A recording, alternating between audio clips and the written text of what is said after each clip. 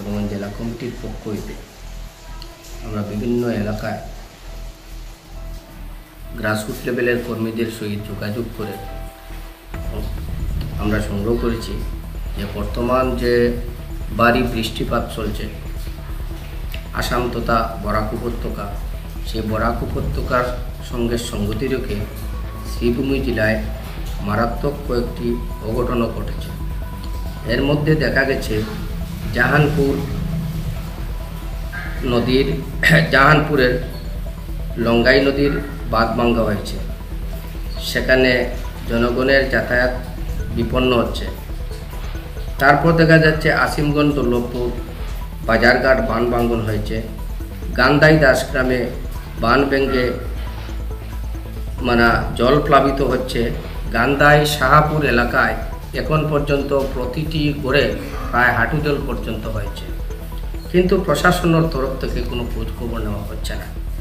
আমি আসাম সরকারের মাননীয় মুখ্যমন্ত্রী, আসামের জনসম্পদ দপ্তরের মাননীয় মন্ত্রী, আসাম সরকারের পূর্তমন্ত্রী এবং করিমগঞ্জের মাননীয় জেলা শাসক ও রেভিনিউ সার্কেল আধিকারিকদের দৃষ্টি আকর্ষণ করে বলছি অনতিবিলম্বে ওয়াটার রিসোর্স ডিপার্টমেন্টের গ্রাসরুট লেভেলের কর্মীদের পাঠিয়ে সেখানে যাতে টেম্পোরারি জল প্রতিরোধের একটা ব্যবস্থা করা যায়, এবং জল প্রতিরোধ না করলে জনজীবন বিপর্যস্ত হয়ে পড়বে।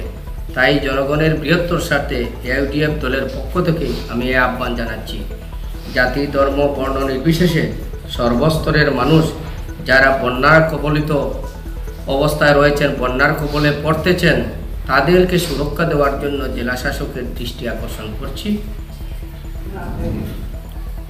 এবং আমরা করিমগঞ্জের জেলা শাসকের কাছে আরেকটি দাবি জানাচ্ছি যে করিমগঞ্জের জেলা শাসকের বিশেষ উদ্যোগে একটা টাস্ক ফোর্স কমিটি গঠন করে যাতে বন্যা কবলিত এলাকায় যে এলাকায় ক্ষতিগ্রস্ত হয়েছে তাদের পুনর্বাসনের একটা ব্যবস্থা যেন গ্রহণ করা হয়।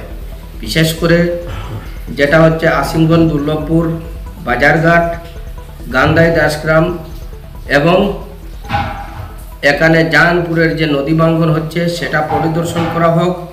আবুল কালাম আজাদ হাই স্কুলের পূর্ব প্রান্তে একটা ভাঙ্গন হচ্ছে, সোনাডরি এলপি স্কুলের সম্মুখে একটা ভাঙ্গন হচ্ছে, গন্ধকের সেখানেও একটা ভাঙ্গার সম্ভাবনা প্রবল।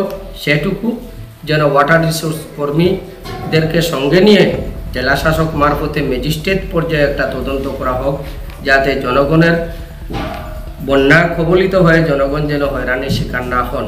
আর যে জায়গাতে নদীর ভাঙ্গন হয়েছে সেই ভাঙ্গন প্রতিরোধের জন্য আসাম সরকারের পূর্ত বিভাগ ও আসাম সরকারের জনসম্পদ বিভাগকে যৌথ দায়িত্ব দিয়ে যেন এই ভাঙ্গন প্রতিরোধের অস্থায়ীভাবে আপাতত জল প্রতিরোধের একটা ব্যবস্থা করা হয়, এটুকু আমি দাবি জানাচ্ছি। জাতি ধর্ম বর্ণ যাদের ক্ষতি হয়েছে তাদেরকে পর্যাপ্ত পরিমাণে ক্ষতিপূরণ দেওয়ার জন্য সরকারের কাছে দৃষ্টি আকর্ষণ করছি, এবং যেখানে রিলিফ ক্যাম্পের প্রয়োজন হয় জেলা শাসকের তদন্ত কমিটির মারফতে সেটা তালিকা সংগ্রহ করে যেন তাদের পুনর্বাসন এবং তাদের ত্রাণ ফ্লাড রিলিফের ব্যবস্থা গ্রহণ করা হয়।